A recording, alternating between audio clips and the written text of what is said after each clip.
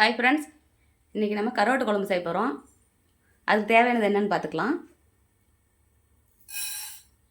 பெரிய ஸ்பூனில் தனியாக சேர்த்துருக்கேன், ஜீரகம், மிளகு, கொஞ்சம் கருவேப்பிலை எடுத்துக்கோங்க. 3 வரமிளகா மட்டும் போதும். எண்ணெய் சேர்க்க வேண்டாம், அப்படியே வறுத்துக்கோங்க. பாருங்கள், இவ்வளோ பெருசு புளி எடுத்துக்கோங்க. புளியை நல்லா ஊற வச்சு கரைச்சிக்கலாம். பாருங்கள், இந்த மாதிரி கருவாட்டை பாருங்கள் உளிச்சு க்ளீன் பண்ணி வச்சுருக்கேன். இதை நம்ம பிளேட்டில் மாட்டிக்கலாம். சின்ன வெங்காயம் எடுத்துக்கலாம்.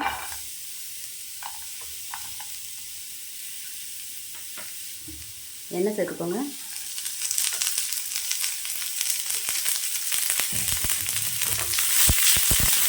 பெரிய வெங்காயம் சேர்த்தா நல்லா இருக்காது, சின்ன வெங்காயம் எடுத்துக்கோங்க. சின்ன வெங்காயம்னா நல்லா டேஸ்டியாக இருக்கும்.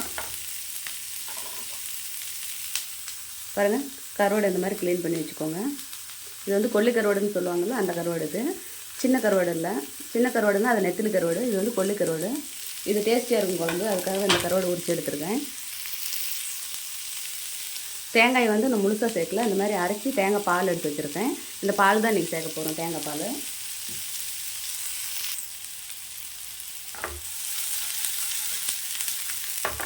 வெங்காயம் நல்லா வதங்கிடுச்சு. இப்போ நம்ம இதை எடுத்துக்கலாம்.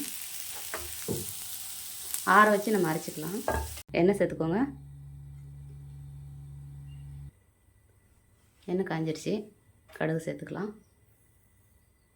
கடுகு, உளுத்தம் பருப்பு,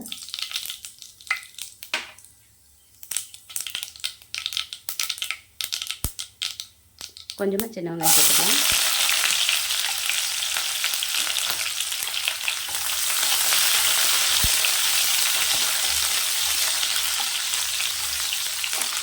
இது கூட உப்பு எடுத்துக்கோங்க.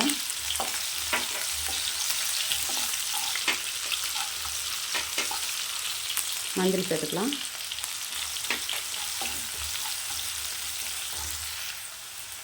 கொஞ்சமாக வீட்டில் அரைச்சி குழம்பு மிளகாய் பொடி சேர்த்துக்கலாம்.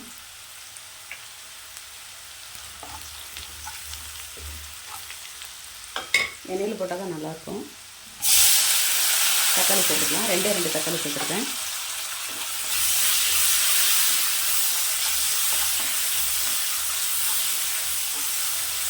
தக்காளி நல்லா வறுக்கும். தக்காளி நல்லா வதங்கிடுச்சு. இப்போ நம்ம இந்த கருவாட்டை சேர்த்துக்கலாம்.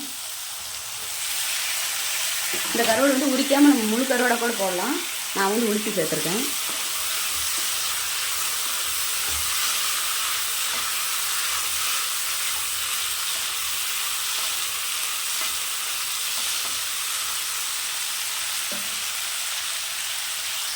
புளிக்கரைசல் எடுத்துக்கலாம்.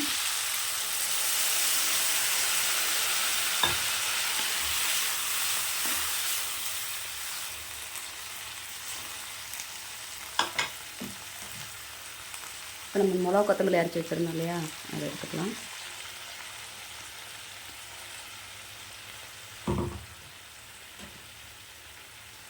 இது தேங்காய் பால்.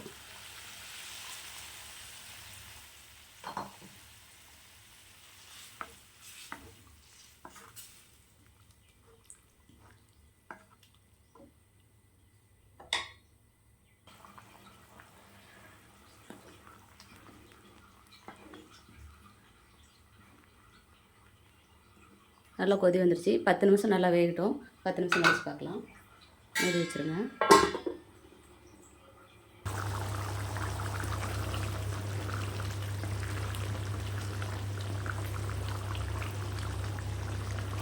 இன்னும் கொஞ்சம் நல்லா வெந்து வரட்டும்.